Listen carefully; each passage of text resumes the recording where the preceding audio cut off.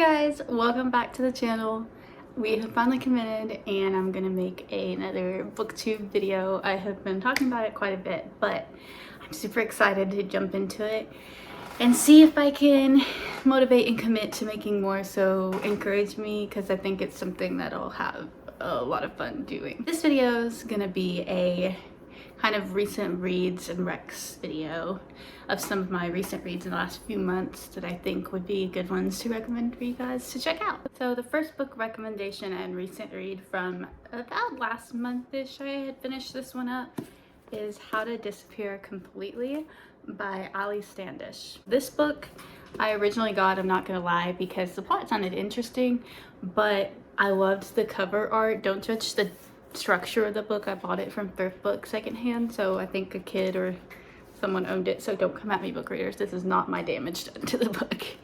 But it follows Emma, who's a young girl who recently lost her grandma, so she is experiencing grief for the first time and trying to kind of learn how to live life without her grandma and move forward as a young age. She's about middle school age. In the book, she's dealing with that, but she is also recently diagnosed with a skin condition, vitiligo, I probably said it wrong, don't come at me, which is a condition that makes patches of her skin lose their color.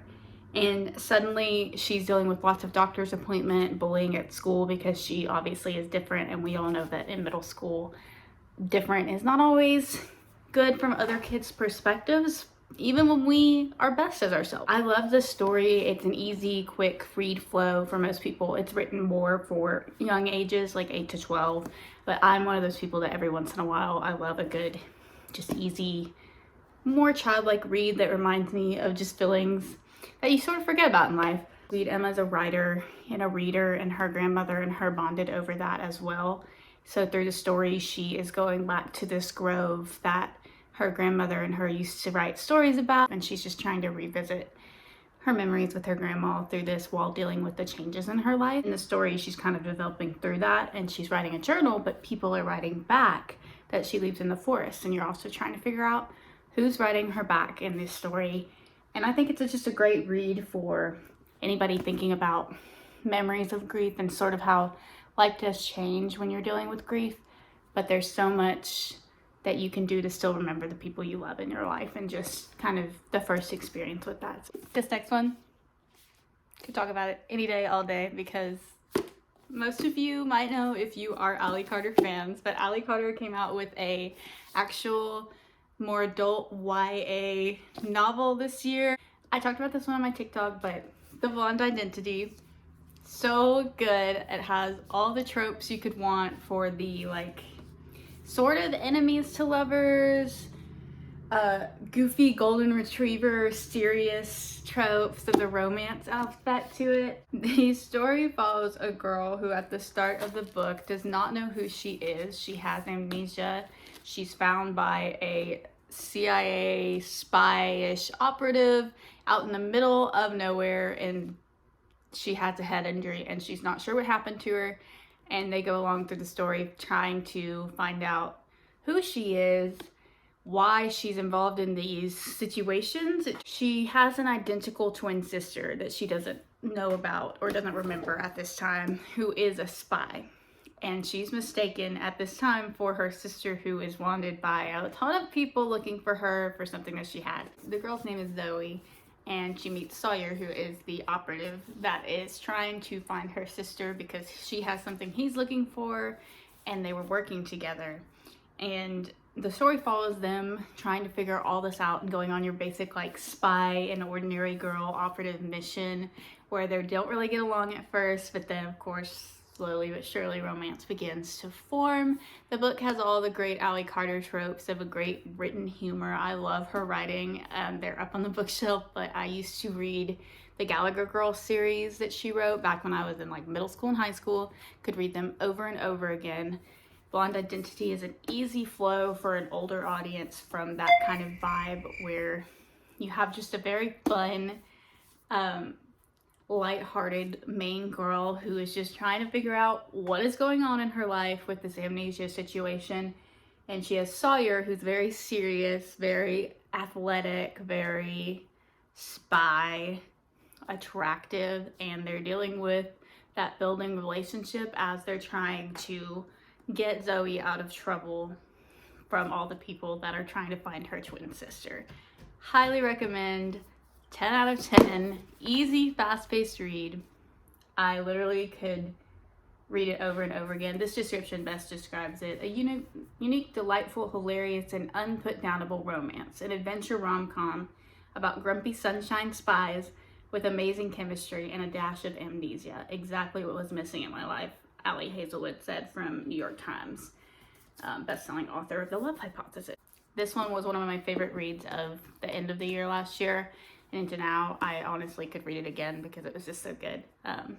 So I recommend it. If you like Ali Carter, you'll love this, even if you've grown up into age. Just like this book is more for the adult audience, but not like over the top. It's not too spicy or anything like that. If you're not into huge spice, but you like a little bit of the, romanticness there, it is in this book. I love it. Next, I'm a big murder mystery girly. I've been trying to get back into them this year, finding some good ones to read because it's been a minute since I read one that really caught my interest. So I thought I would go back to the classics, and I did recently finish up an Agatha Christie book.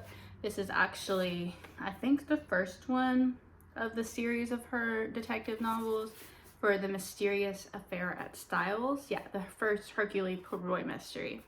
Most of you would know them from Death on the Nile, or what is the other one called that we all have seen? My brain is Murder on the Orient Express. If you guys like that movie or you have read her books for that, this is the author of those stories, the original ones for Agatha Christie. She's a very renowned mystery writer, one of the most known one.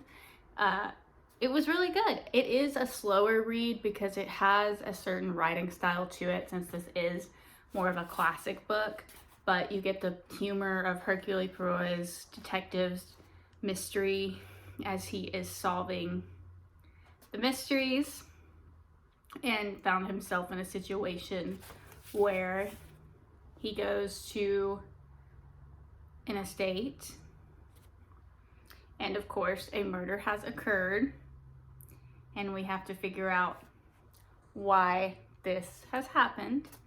Kind of the struggle of whodunit situation, your basic whodunit story, but I highly recommend. It is more of a kind of slower read, unless you're just one of those people that can sit down and really read it, just because it's a bit wordy and it does take a minute for the pace to flow to solve the actual mystery. But I enjoy those things here and there because I can put it up and down, but it also can keep me invested when it starts getting really exciting, or like, who did it? Who is this? So definitely recommend for my mystery people out there.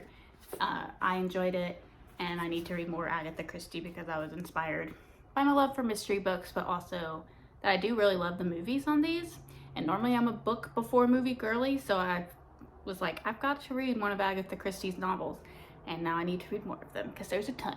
This one I'm excited about as well. It was actually from October's reads, from a spooky season read, or at least I think I got it in October and started it then, and now this one is becoming a series, I hear, or a movie, possibly movies, because I think it is a series.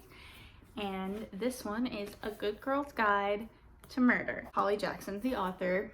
Loved this story. Again, mystery lover. I love books that just revolve around some kind of mystery, even if it's not necessarily murder mystery. It's like what happened in a mystery town or something like that. Love them, sucker for them. This book really had me gripped. It follows Pip, who is your excelling student, expert in school, does really well, but she's a little curious about things. She's doing a senior project where she has to cover certain things in a paper for a scholarship, or just a final project. Been a minute since I read this one.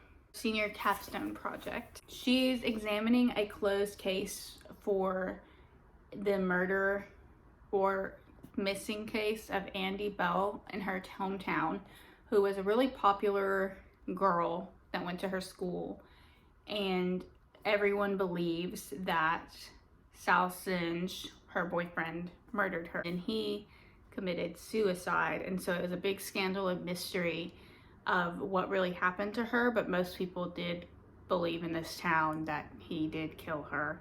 It gets really invested in the story, and she wants to know what was going on. She reads newspaper entries and interviews people to see that she feels there was more to the story than just Salson suddenly kills his girlfriend when he seems like the perfect everyday neighborhood guy, and that Andie Bell might have had more going on in her life than people might have realized. She wasn't the picture perfect hometown girl that everyone thought she was.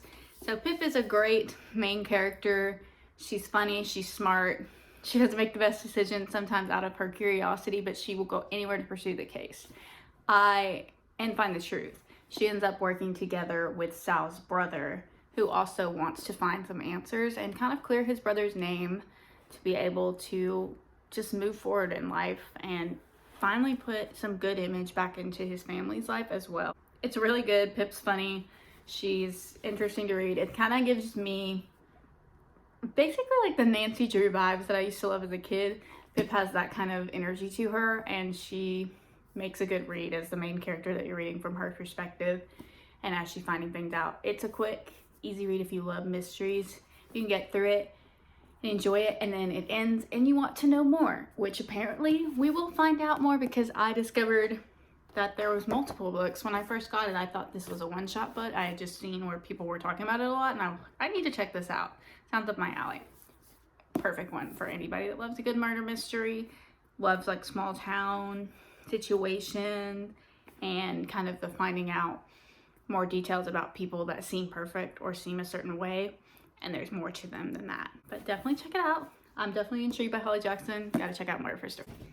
And finally, what we'll go with was my December kind of into January read.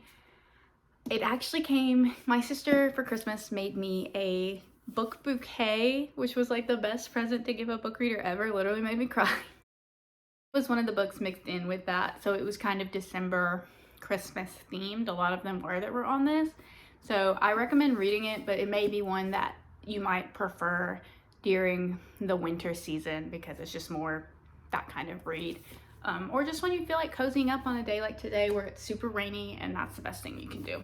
So the story for this one follows The 12 Clues of Christmas, a Royal Finest Mystery by Rise Bowen. It follows Georgiana, who is, in this story, a person in line for the throne, but she's 35th in line, so she's not rich. She's not got any real wealth from being in royalty line, because she's not likely to ever inherit the throne. But it's her Christmas holiday. She does not want to stay in Scotland with her family in this dreaded, I believe it was Scotland, yeah, Castle Rannoch, where she is stuck with her family that she doesn't necessarily get along with.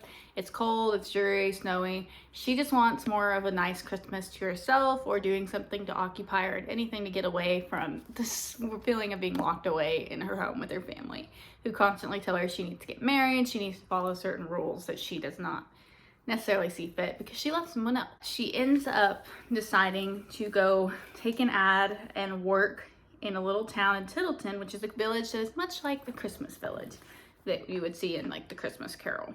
But of course, when she gets there and she's helping this family set up a big Christmas party for a bunch of guests and families that are coming in, and they're excited to have her because she's a member of the royal family, even though she's far in the line of it.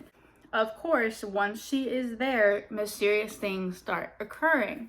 People are dying accidentally, and no one's really thinking it's necessarily anything to be concerned about. But slowly but surely through the book, you're seeing there are some kind of connections between these murders, or there might possibly be connections between these accidents and or murders. They don't really know if they're murders, but they are accidents that keep occurring throughout the Christmas holiday. And Georgiana's very curious, and she wants to figure out what is going on, why these things are happening. Are they really just accidents? So you follow her along in this story trying to figure that out and plan this Christmas party event. Meanwhile, she does have a lover, Darcy O'Mara, who shows up in the town coincidentally as well, and is related to the person that she is staying with. It is his aunt. So you get a little bit of romance there where they're kind of reunited and trying to figure out what's been going on with their sort of long distance but not distance relationship while solving this murder mystery. I recommend it for a cozy read. It's one you can put up and down, you know, if you want to come back to it, you can. But it's an easier read. It took me a little bit to get through it, but I loved curling up with a blanket and reading this one. Definitely recommend checking it out. It was one of my most recent reads. Thank you guys for watching. I hope you enjoyed this video and maybe check out some of the books that I'm recommending from my recent reads list. I have really enjoyed them. I highly recommend any of them for a good cozy read, for a longer read, and obviously my murder mystery girlies, you would probably enjoy them. I'm excited to try out doing some booktubing again. So let me know what you think if you do read any of the books, and let me know if you have any recommendations of other of the authors that are on this list. And I will see you guys next time. Bye.